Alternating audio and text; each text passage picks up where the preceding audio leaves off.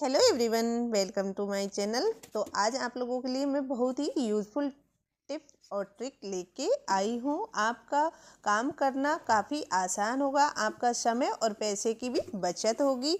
तो दोस्तों देख लीजिए, आज की मेरी जो ये बहुत ही यूज़फुल टिप और ट्रिक है तो आपके बहुत ही काम आने वाली है। हमारे इस चैनल को अगर आपने अब तक सब्सक्राइब नहीं किया हो तो प्लीज़ चैनल को सब्सक्राइब करें, वीडियो को लाइक करें और शेयर करना बिल्कुल ना भूलें। तो फ्रेंड्स, आप लोगों के पास इस तरह की बोतल तो घर में हर किसी के पास होती है और इसमें हम गरम और ठंडा दोनों ही तरह की चीज़ें रखते हैं और ये समय के साथ साथ बोतल काफ़ी गंदी भी हो जाती है, तो इसमें अजीब सी स्मेल आने लगती है। तो बहुत आसान तरीका बता रही हूँ जिसे आप घर पे ही फटाफट साफ़ कर सकते हैं और इस किसी भी तरह की स्मेल हो उसको फटाफट साफ़ हो जाएगी। तो आप सबसे पहले इसमें एक छोटा चम्मच स्पून वॉशिंग पाउडर डालिए, साथ ही इसमें 1 चम्मच नमक डाल दीजिए। नमक है जो हमारे चिकनाई गंदगी सब तरीके को साफ़ कर देता है। साथ में ही हम थोड़ा सा गर्म पानी इसमें डाल देंगे और अब इसे हम अच्छे ढक्कन को लगा देंगे और चारों तरफ से अच्छे से शिफ्ट कर लेंगे। इसके अंदर किसी भी तरह की चिकनाहट होगी या गंदगी होगी सबको साफ़ हो जाएगा। जो वॉशिंग पाउडर है वो हमारे चिकनाट को अच्छे से साफ़ कर देता है और नमक है वो अच्छे से गंदगी को निकाल देता है। कोई भी तरीके की जो स्मेल है सब अच्छे से साफ़ हो जाए। तो इस तरीके के बोतल साफ़ करने वाले ब्रश से हम बोतल को अच्छे से साफ़ कर लेंगे और बोतल को जो पानी है उसको निकाल देंगे और फिर हम नॉर्मल पानी से इसको 3 से 4 बार खंगाल कर अच्छे से साफ़ कर लेंगे। तो हमारी जो बोतल है इस तरीके से बहुत ही अच्छे से साफ़ हो जाएगी और इसकी सारी जो स्मेल है, गंदगी है, वो बहुत ही अच्छे से साफ़ हो जाएगी। तो ये देखिए, हम इस पानी को निकाल देते हैं और फिर इसको 3 से 4 बार अच्छे से नॉर्मल पानी से साफ़ कर लेते हैं। तो ये अंदर से बहुत ही अच्छे से साफ़ हो गई है और ना ही हमें कोई केमिकल की ज़रूरत पड़ी है और ना ही हमें मार्केट से कोई भी सामान लाने की ज़रूरत पड़ी है। घर पे ही हमने बहुत अच्छे से बोतल को साफ़ कर लिया है। तो अब तरीके के जो मिक्सी जार होते हैं उनको हम क्लीन करते हैं, लेकिन कई बार क्या होता है कि नीचे से इस तरीके से बहुत ज़्यादा गंदे रह जाते हैं। हम क्लीन करते फिर भी अच्छे से क्लीन नहीं हो पाते हैं और इनको हम बार बार क्लीन करने पर ये जल्दी ख़राब होने का भी डर रहता है। तो उसके लिए मैं आप लोगों के साथ टिप्स शेयर कर रही हूँ। तो यहाँ पे हमें कोई भी वाइट विनेगर ले लेना है और इसमें इस तरीके से डाल दीजिएगा, 1 स्पून भर के डाल दीजिएगा और चारों तरफ इस तरीके से सारे जो खाने हैं उनमें अच्छे से फैला लीजिएगा।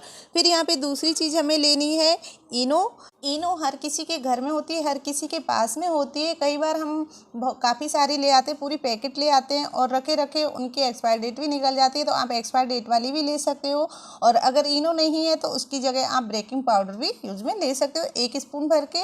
और यहाँ पे लेना है टूथब्रश को हम इससे साफ़ करेंगे, लेकिन इस तरीके से इससे क्लीन नहीं हो पाएगा क्योंकि खानों में ये टूथब्रश नहीं जा पाएगा और टूथब्रश सीधा होता है। तो इसको हम किस तरीके से टूथब्रश को सही से बना लेंगे। तो यहाँ पे हमें गैस ऑन कर लेनी है। टूथब्रश आप ख़राब वाला यूज़ में लीजिएगा जिसको आप बिल्कुल यूज़ में नहीं लेते हो। तो ऐसे जो ब्रश होते हैं उनको हम यूज़ में लेने के बाद फेंक देते हैं, तो इसे फेंके नहीं, इसको कुछ इस तरीके से आप हल्का हल्का गर्म करिए और गर्म करके एक चिमटे की सहायता से या फिर कोई भी आप वो ले लीजिए, उससे इसको इस तरीके से धुका दीजिए।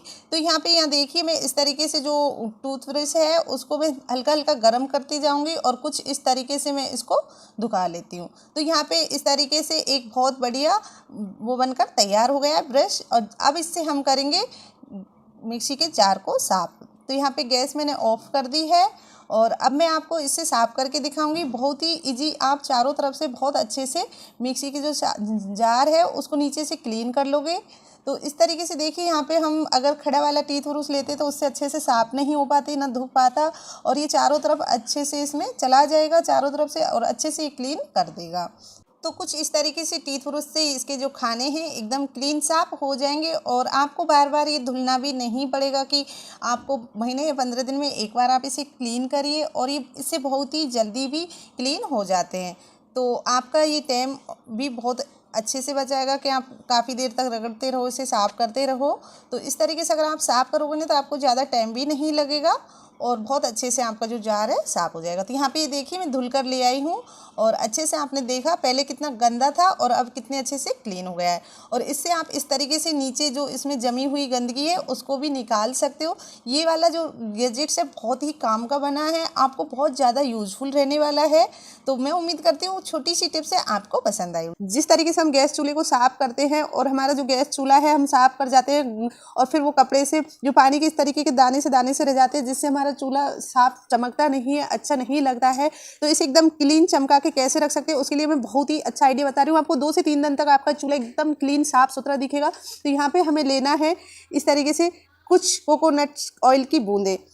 इस तरीके से हमने यहाँ पे कोकोनट की कुछ बूंदें ही गैस सिलेंडर के ऊपर डाली है और ये बूंदें डालने से आप देखना आपका जो चूल्हा है क्या शाइनिंग मारने वाला है, बहुत ही साफ़ सुथरा हो जाएगा। तो यहाँ पे मैंने ले लिया है टिश्यू पेपर और जो आपके चूल्हे के ऊपर गंदगी रह गई है उसको एकदम क्लीन कर देगा और बहुत ही अच्छा एकदम साफ़ सुथरा आपका गैस का जो चूल्हा है बहुत चमकने वाला है। तो यहाँ पर आप देख लीजिए मैं इस तरीके से टिश्यू पेपर से आपके सामने ही सिर्फ कुछ बूंदें मैंने गैस के ऊपर डाली है और उसके बाद में टिश्यू पेपर से आपको रगड़ के दिखा रही हूँ। देखो जितनी भी गंदगी है उसको भी बहुत अच्छे से साफ़ कर लेता है। हम पोंछा लगाते हैं फिर भी कपड़े से गंदगी रह जाती है, लेकिन यहाँ पे मैंने टिश्यू पेपर से इसको साफ़ किया है। जो भी गैस सिलेंडर के ऊपर की गंदगी थी सब टिश्यू पेपर ने एकदम क्लीन साफ़ कर दी है। तो आप भी इसी तरीके से जब भी आपका जो गैस का चूल्हा है उसके ऊपर आप ये वाली टिप ज़रूर अपना के देखें और इसमें बिल्कुल भी मिट्टी धूल नहीं जमेगी। आप 4-5 दिन तक आराम से आपके गैस के चूल्हे को चमका के एकदम साफ़ सुथरा रख सकते हो। रोज रोज चमका नहीं पाते हैं तो हम वीक में एक बार इस तरीके से साफ करेंगे तो आपका चूल्हा एकदम क्लीन चमकेगा। तो इस तरीके से आप भी एक बार इस टिप को अपना कर देखिए। मैं उम्मीद करती हूँ कि आपको ये मेरी टिप बहुत पसंद आई होगी। चलिए फिर देख लेते हैं अगली वाली टिप्स पे है। अगली टिप झाड़ू को लेकर। तो हम इस तरह की जो फुल झाड़ू है वो मार्केट से लेके आते हैं और इसमें बहुत सारा भूसा रहता है और इसको हम बार बार दीवार में मार के अगर इसको साफ करते हैं तो इसकी सीख टूटने का ज़्यादा डर लगा रहता है। और अगर हम इसे ऐसे झरकारते हैं तो इसके भूसे की वजह से हमारी नाक में एलर्जी होती है और उसका जो भूसा उठता है। और हम झाड़ू लगाते हैं तो घर में झाड़ू लगने की वजह और ज़्यादा गंदगी हो जाती है। तो इस तरीके से हमें कोई भी पुराना ब्रश ले लेना है और जो हम कपड़े धोते हैं वो वाला ब्रश लीजिए और इस तरीके से झाड़ू के ऊपर ब्रश चला दीजिए। तो यहाँ आप झाड़ू के ऊपर इस तरीके से ब्रश चलाओगे ना तो उससे क्या होगा कि आपकी जो झाड़ू है वो उसमें जितना भी भूसा है जितनी भी गंदगी है वो सारी इससे निकल जाएगी और आपको झाड़ू को फटकारना या इधर उधर दीवार में मारना नहीं पड़ेगा जिससे कि झाड़ू गंदा हो टूटे जल्दी से। तो झाड़ू नहीं टूटेगा बिल्कुल। आप इस तरीके से इसकी सारी जो भूसा है उसको अच्छे से निकाल लीजिए। कई लोगों को तो क्या होता है कि इसको झरकारने की इसकी जो भूसे की एलर्जी है उन लोगों की तबीयत भी खराब हो जाती है। इसको निकालने में इसकी एलर्जी की वजह से नाकों में इससे छींक आने लगती है और इससे धीरे धीरे फिर तबीयत भी खराब होने लगती है। तो आप घर में जब झाड़ू लगाते हैं तो घर में भी झाड़ू लगने की वजह और ज़्यादा गंदगी हो जाती है। तो इस तरीके से आप इसको पहले ही क्लीन कर ले। क्लीन इस तरीके से करिए कि आपकी सिर्फ इसमें जो भूसा है वही निकलेगा, ना कि ये सीख निकलेगी। बिल्कुल भी सीख नहीं निकलेगी, बिल्कुल भी नहीं टूटेगा। आप देख सकते हो कितनी सारी इसकी जो गंदगी थी वो सारी निकल गई है। तो इस तरीके से आप इसको यूज में ले और आपका जो झाड़ू है काफ़ी लंबे समय तक चलेगा। उम्मीद करती हूँ छोटी सी टिप्स है आपको पसंद आई हो। तो प्लीज़ वीडियो को लाइक एंड शेयर और चैनल को सब्सक्राइब जरूर करें और आप भी एक बार इस टिप को जरूर ट्राई करना। चलिए फिर बढ़ते हैं अगली नेक्स्ट टिप की तरफ। तो आज की जो टिप्स है इस वाली टिप्स है कढ़ाई को लेकर। जब भी हम पूरी वगैरह तलते हैं और हम उस कढ़ाई को धुल देते हैं और फिर भी उसमें से चिकनाहट नहीं जाती है और इस तरीके से जब हम पूरी तलते हैं पकौड़ी वगैरह तलते हैं तो उसमें चारों तरफ ऑयल जमने लगता है और वो बिल्कुल भी नहीं निकाल पाते। हम बहुत ज़्यादा हमें इसको घिसनी पड़ती है, रगड़नी पड़ती है, तब जाके इसमें से ये गंदगी निकलती है। तो यहाँ हमें सबसे पहले गैस पर कढ़ाई को रख देना है, उसमें पानी कर देना है और पानी करने के बाद में हमें 1 स्पून भर के इसमें बेकिंग पाउडर डाल देना है।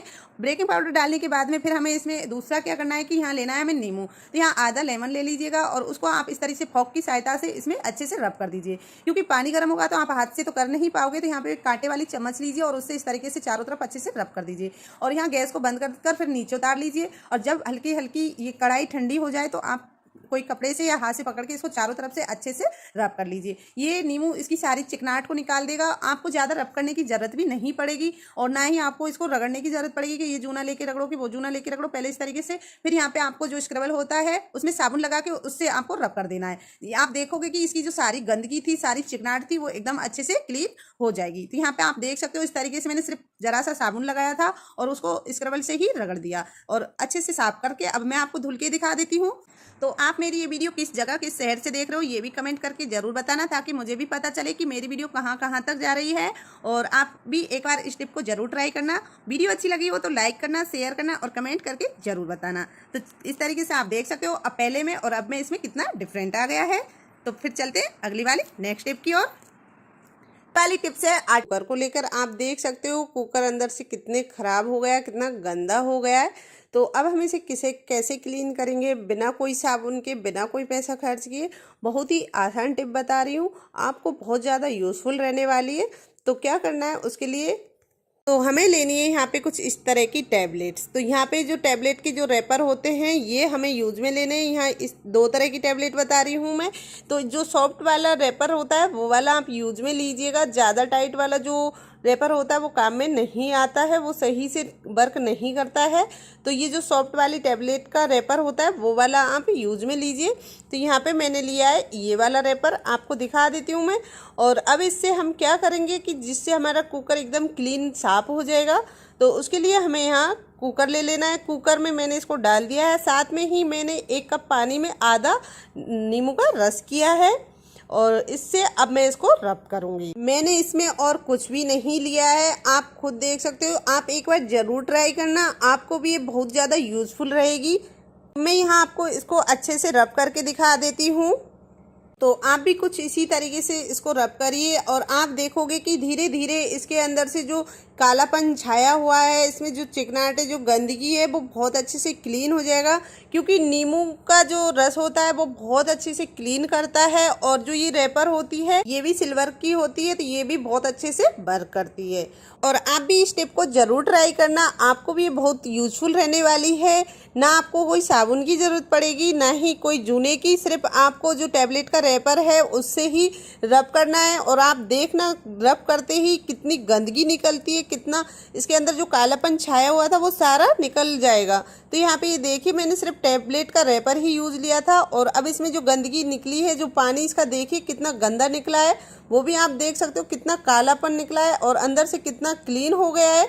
तो बस इसी तरीके से आपको सिर्फ रैपर ही लेना है और कुछ नहीं लेना है। मैं आपको यहाँ पे दिखा रही हूँ, मैंने सिर्फ टैबलेट का रैपर ही लिया है, उन्हीं से मैंने इसको रब किया है। तो इस तरीके से मैं और अच्छे से एक बार और इसको रब करके दिखा देती हूँ। तो अच्छे से यहाँ पे मैं इनको रब कर रही हूँ। और आप मेरी वीडियो कहाँ से देख रहे हो, किस जगह से, किस शहर से देख रहे हो, तो मेरे को भी तो पता चले कि मेरी वीडियो कहाँ कहाँ तक पहुँच रही है।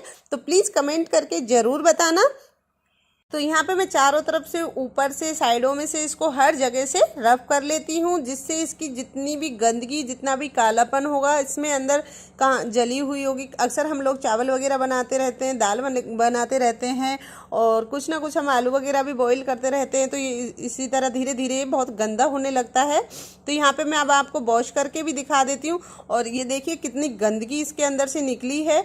तो कुछ इस तरीके से अब मैं आपको सिर्फ धुल रही हूँ, ना मैंने कोई साबुन लगाया, कुछ भी नहीं लगाया। और अब आप देख सकते हो कुकर पहले कितना गंदा था और अब कितना क्लीन हो गया है। तो अगर आप इसको और अच्छे से धुलोगे, मैंने तो इसको 3 से 4 मिनट रगड़ा होगा, आप अगर इसे अच्छे से रगड़ के धुलोगे तो ये और भी अच्छे से क्लीन हो जाएगा। यहाँ पे मैं आपको इसका पानी और दिखा देती हूँ, देखिए कितना गंदा इसमें मैला पानी निकला है। मैं उम्मीद करती हूँ आपको ये टिप पसंद आएगी। चलिए फिर देखते हैं अगली। फ्रेंड्स, फिटकरी, और फिटकरी हम हर कोई यूज में लेता है। जैसे हमारे उंगली वगैरह कहीं कट लग जाते हैं उसमें लगाने के लिए, या फिर लोहा घर में बहुत सी चीज़ों के लिए हम फिटकरी को यूज़ में लेते रहते हैं। हर किसी के पास में होती है।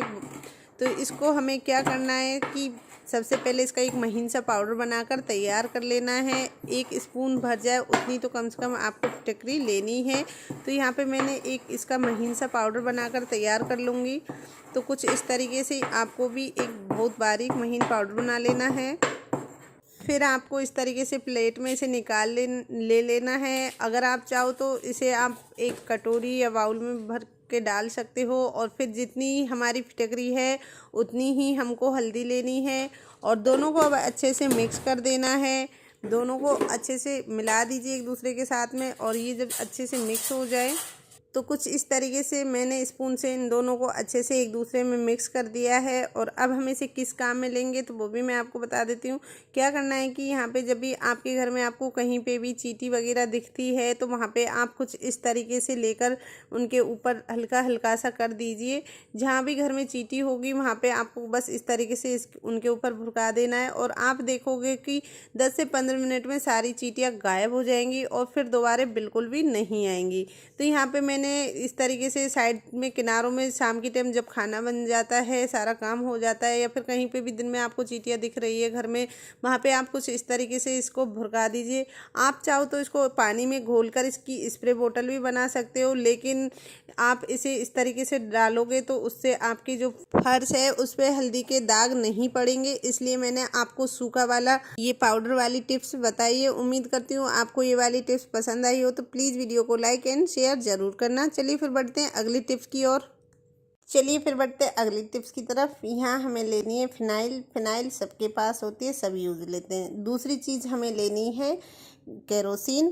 केरोसिन हर कोई नहीं रखता, लेकिन हमें केरोसिन रखना चाहिए, तो उसे कहीं ऊपर सेफ्टी जगह पर रखनी चाहिए जहाँ पे बच्चों के हाथ ना पहुँचे। हम इनका किस चीज़ के लिए यूज़ लेंगे तो वो भी मैं आपको बता देती हूँ। तो यहाँ पे हमें दोनों को कर लेना है मिक्स। जितना आपको केरोसिन लेना है उतनी आपको फिनाइल लेनी है। दोनों सेम मात्रा में लेनी है और सेम मात्रा में लेकर एक स्प्रे बोतल में भर लेनी है। इन दोनों को कुछ इस तरीके से अब इन्हें सिप करिए जिससे अच्छे से मिक्स हो जाए। तो यहाँ पे मैंने दोनों को अच्छे से मिक्स कर लिया है, और अब मैं इन्हें किस चीज़ के लिए यूज़ लूँगी तो वो भी मैं आपको बता देती हूँ।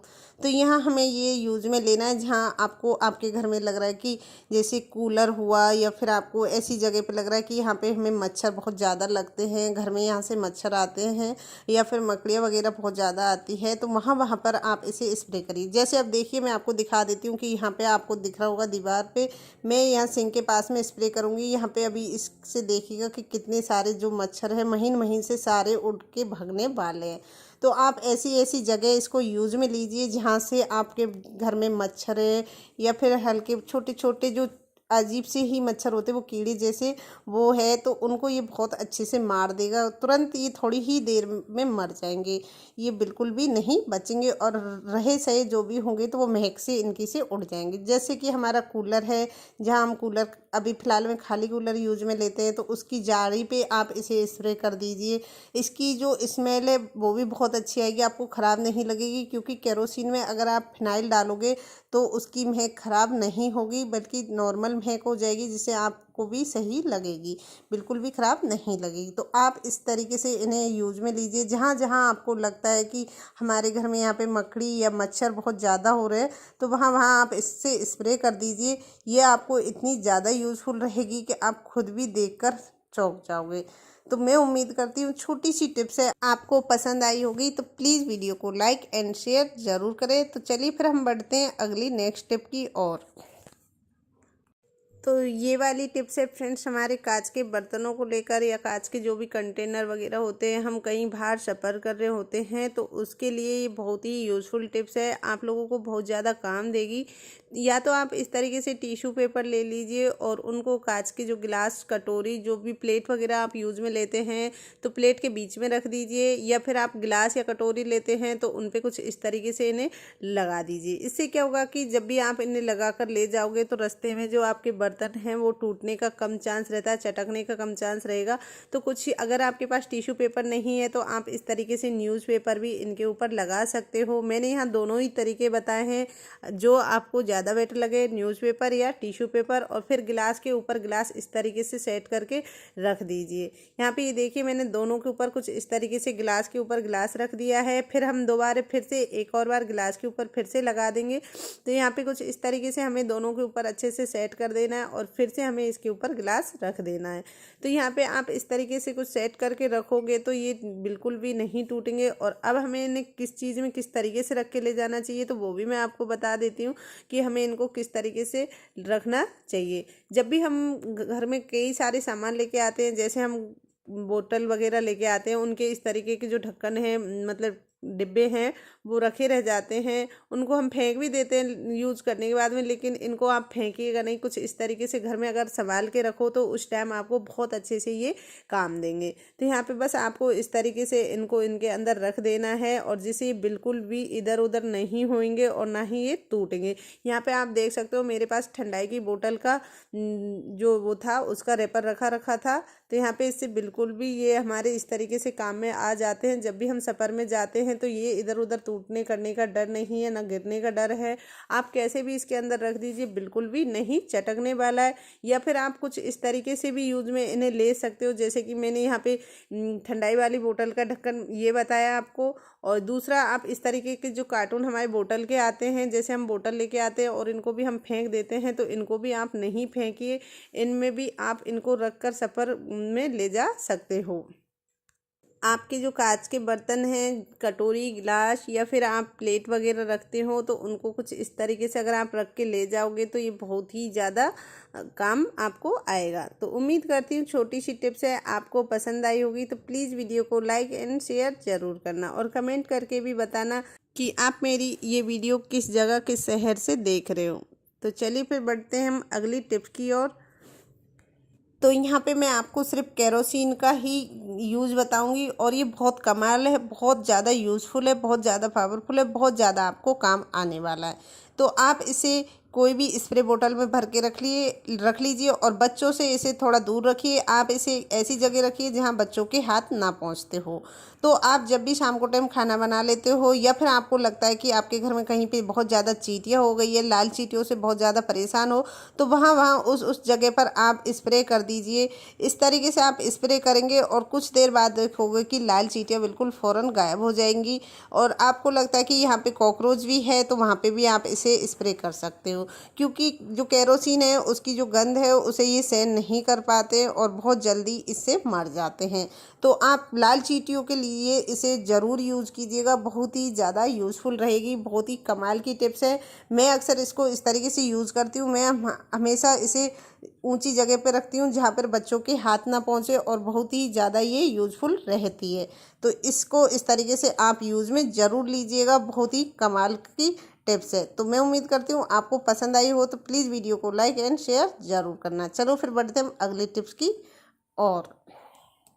तो यहाँ पे ये टिप्स है, जिस तरीके से लोहे के पलंग हो गए या फिर हमारे गैस सिलेंडर जब भी हम रख देते हैं तो उनकी नीचे काई इस तरीके से लगने लगती है फर्श पर, और फर्श हमारा बहुत ज़्यादा गंदा हो जाता है और हमें देखने में बिल्कुल भी अच्छा नहीं लगता है।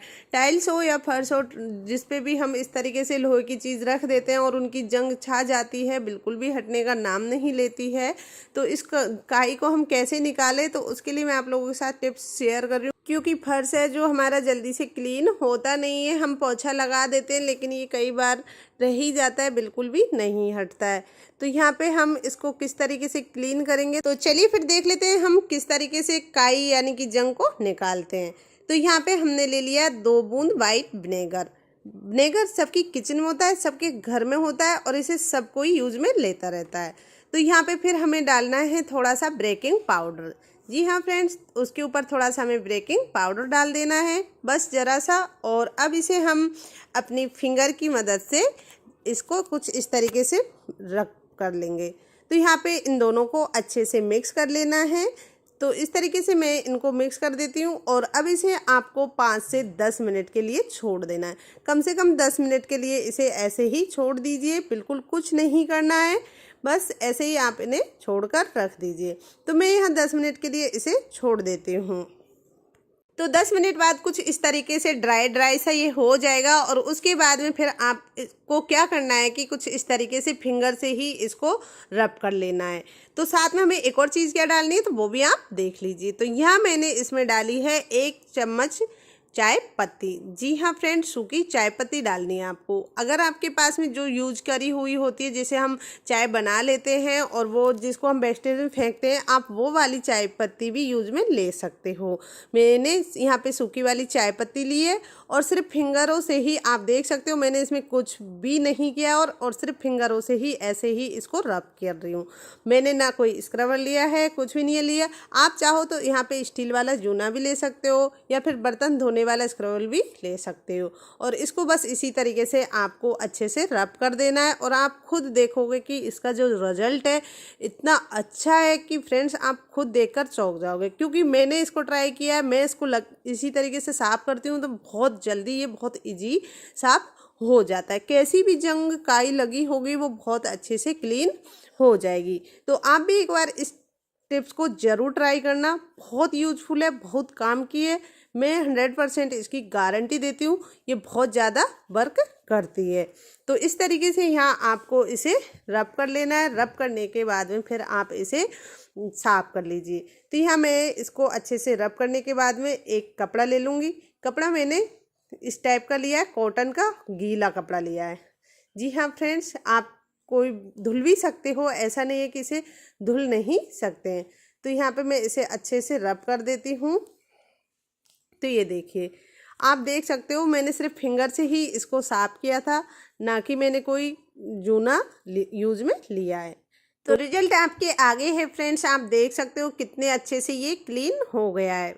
उम्मीद वाली टिप्स है हमारे इस तरीके के जो वॉशरूम में हम यूज में लेते हैं मग, और धीरे धीरे पानी उनके ऊपर दाग छाने लगते हैं और ये इतना गंदा हो जाता है। तो हम इसे कैसे क्लीन करें बिना कोई ज़्यादा मेहनत के, तो इसके लिए मैं बहुत ही इजी टिप्स बता रही हूँ फ्रेंड्स। तो यहाँ हमें क्या करना है, यहाँ पे लेना है हमें बेकिंग पाउडर, साथ में ही उसमें हमें ले लेना है लेमन। दोनों को अच्छे से मिक्स कर दीजिए और इनको अच्छे से मिक्स कर दीजिए। और उसके बाद में फिर आप इसका किस तरीके से यूज़ लेंगे तो वो भी मैं आपको बता देती हूँ। तो यहाँ पे कुछ इस तरीके से हम इसको मिक्स कर देंगे और मिक्स करने के बाद में फिर हमें इसको रख देना है मग के ऊपर। तो यहाँ पे मैं सिर्फ नीचे की साइड में आपको मग को बाहर से क्लीन करके दिखा रही हूँ, अंदर से क्लीन नहीं कर रही हूँ, ताकि आप जान सको कि मग कितने अच्छे से क्लीन हो सकता है। तो इस तरीके से आपको इसके ऊपर चारों तरफ डाल देना है, ज़्यादा कुछ करना नहीं है। आप देख सकते हो अभी इसका कितना वो निकल रहा है। यहाँ पे मैं ब्रश से इसको चारों तरफ फैला रही हूँ, क्योंकि हाथ से तो ये फैलेगा है नहीं, अच्छे से लगेगा नहीं। तो यहाँ मैंने टूथब्रश लिया है और उससे इसके ऊपर अच्छे से चारों तरफ लगा रही हूँ। 5 से 6 मिनट के लिए आप इसे लगाकर छोड़ दीजिए। और उसके बाद में फिर आपको क्या करना है, यहाँ पे टूथब्रश लेना है और टूथब्रश से इस तरीके से रब कर दीजिए। अगर आप टूथब्रश से नहीं रब कर पा रहे हो, टूथब्रश में काफ़ी टाइम लगता है इसको रब करने में, क्योंकि टूथब्रश थोड़ी सी ही जगह घेरता है, तो उसकी जगह आप इसे क्लीन करने के लिए उससे सबसे ज़्यादा जल्दी क्लीन होगा तो वो आप यहाँ पर ले लीजिए, जो हम बर्तन धोते हैं वो वाला जूना। तो यहाँ पे मैं ले रही हूँ स्टील वाला जूना, जिससे कुछ ही मिनटों में बस 2 से 3 बार आपको रब करना है और उससे बहुत जल्दी रब हो जाएगा और बहुत अच्छे से क्लीन भी हो जाएगा। तो यहाँ पे कुछ इस तरीके से बस जूना लीजिए और उसको चारों तरफ हल्का सा रब कर दीजिए। ज़्यादा भी रब करने की ज़रूरत नहीं पड़ेगी, आप बहुत ही ईजी इसको रब करके साफ कर पाओगे। तो बस इसी तरीके से यहाँ पे आपको चारों तरफ अच्छे से रब कर देना है और कुछ ही देर में आप देखोगे कि आपका जो मग था जिसमें इतने जिद्दी दाग लगे हुए थे पानी के, वो क्लीन कैसे हो गया। और हमें अंदर साफ नहीं करना, हमें सिर्फ बाहर ही साफ करके दिखाना है, अंदर हम आपको बाद में दिखा देंगे। लेकिन अभी मैं सिर्फ एक साइड का आपको क्लीन करके दिखा रही हूँ। आप खुद देख सकते हो मैंने कोई ज़्यादा इसको रब किया नहीं है, बस आप ही के सामने जो रब किया है यही रब किया है। और अब मैं इसे धुल के दिखा देती हूँ।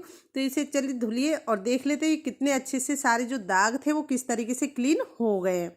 तो इसे ज़्यादा रगड़ने की ज़रूरत भी नहीं पड़ी और कुछ ही मिनटों में इसको मैंने एकदम क्लीन साफ कर लिया है। जहाँ आप काफ़ी देर तक रगड़ते रहते हो और फिर भी अच्छे से दाग नहीं निकाल पाते हो, तो आप इस टिप को ज़रूर अपनाना, बहुत यूज़फुल रहने वाली, बहुत ही कमाल का आइडिया है फ्रेंड्स।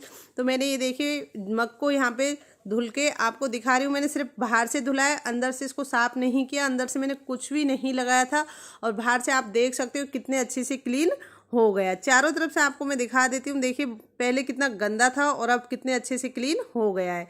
तो अब आप देख सकते हो इसमें कितना फ़र्क आ गया है पहले में और अब में। अब आपको मैं अंदर से भी दिखा देती हूँ कितना गंदा है। तो आप अब अंदर से भी देख सकते हो और बाहर से देख सकते हो इसमें कितना फ़र्क आ गया है। तो उम्मीद करती हूँ छोटी सी टिप्स है आपको पसंद आई होगी। तो प्लीज़ वीडियो को लाइक एंड शेयर और चैनल पे नए हो तो चैनल को सब्सक्राइब ज़रूर करें। तो फिर बढ़ते हैं अगली टिप्स की ओर।